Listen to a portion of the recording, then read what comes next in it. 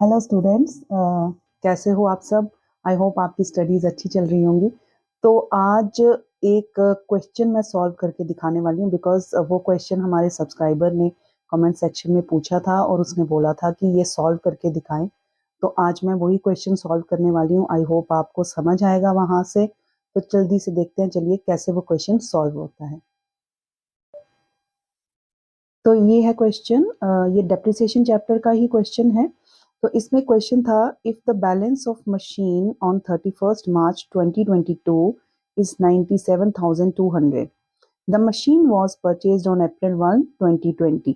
Depreciation is charged at the rate 10% per annum by diminishing balance method.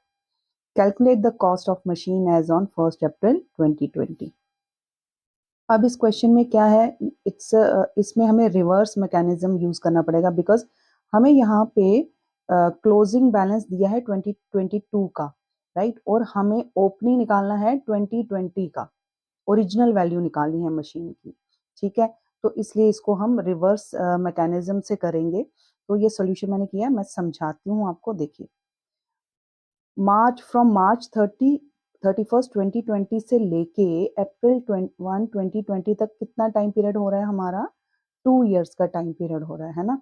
It means इसकी जो भी machine है, इसकी जो ओरिजिनल कॉस्ट है उस पर 2 इयर्स तक डेप्रिसिएशन माइनस हुई है। उसके बाद ये जो 97,200 वैल्यू ये हमें मिली है, निकली है ये, ठीक है ना। तो अब हर साल डेप्रिसिएशन 10% लग रही है। ईयर 1 में जो वैल्यू थी वो 10% रिड्यूस हुई, राइट, और ईयर 2 में because it is a diminishing balance method, तो आपको पता है कि फर्स्ट ईयर की जो डेप्रिसिएशन रिड्यूस होती है और उसके बाद बुक वैल्यू जो निकलेगी, बुक वैल्यू क्या होता है, एज यू नो, आपको पता होगा। अगर नहीं पता तो मैं यहाँ साइड पे लिख रही हूँ। बुक वैल्यू होती है ओरिजिनल कॉस्ट या cost of the asset minus depreciation. तो क्या करते हैं हम, every year we calculate the book value of the asset, है ना। उसमें ओरिजिनल कॉस्ट जो भी उसकी कॉस्ट होती है उसमें हम हर साल डेप्रिसिएशन माइनस करते हैं, तो बुक वैल्यू निकलती है। और डिमिनिशिंग बैलेंस मेथड में आपको पता है कि इस बुक वैल्यू पे डेप्रिसिएशन निकाली जाती है हर साल। तो जब सेकेंड ईयर में हमने डेप्रिसिएशन कैलकुलेट करी होगी, तो फॉर एग्जाम्पल हम एज्यूम कर रहे हैं कि 100 रुपीज कॉस्ट है एक एसेट की, उस पे फर्स्ट ईयर में 10% माइनस किया है, तो आज की डेट में नेक्स्ट ईयर उसका 90 बुक वैल्यू है, 90 रुपीज। अब नेक्स्ट सेकेंड ईयर में इस 90 रुपीज पे 10% कैलकुलेट होगी डेप्रिसिएशन। तो 90 रुपीज का 10% इज, ये 90 रुपीज है फॉर एग्जाम्पल सेकेंड ईयर की में बुक वैल्यू। तो 90 रुपीज की जो 10% है दैट इज 9। तो नेक्स्ट ईयर 9 रुपीज की डेप्रिसिएशन उसमें माइनस होगी, तो 81 रुपीज बुक वैल्यू बचेगी।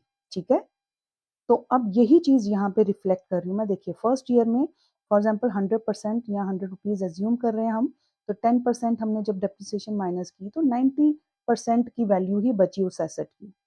सेकेंड ईयर हमने उस 90% में से फिर से 10% ऑफ दिस 90%, है ना, 10% इस 90% का निकाल के इसमें से माइनस करना है। ये आपने ध्यान रखना होता है because it is a diminishing balance method.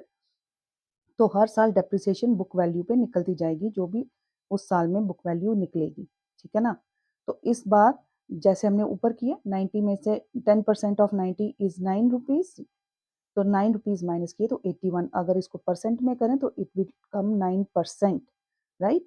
तो 9% 90% से माइनस किया तो 81% आपकी ओरिजिनल वैल्यू का बचेगा।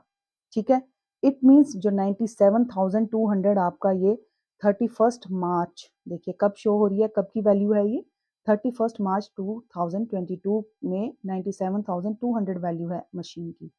तो इट मीन्स ये जो 97,200 है ये ओरिजिनल कॉस्ट का 80% है, राइट। 81% है ना। तो अगर आपको क्लोजिंग बैलेंस दिया है और आपको वापस पीछे जाके ओपनिंग निकालना है, तो अब आपको इसका रिवर्स करना पड़ेगा, मीन्स इस परसेंटेज को रिवर्स करके निकालना है। ये देखिए, तो ओरिजिनल वैल्यू कैसे निकलेगी मशीन की, जो भी उसकी फाइनल वैल्यू दी है उसका रिवर्स ऑफ परसेंटेज कर देना है, 100/81, राइट। तो 97,200 का रिवर्स 100/81 किया तो 1,20,000 इज द ओरिजिनल वैल्यू और original cost of the machine.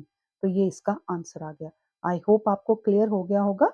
अगर फिर भी कोई डाउट है तो you can ask me in the comment section. Bye and take care.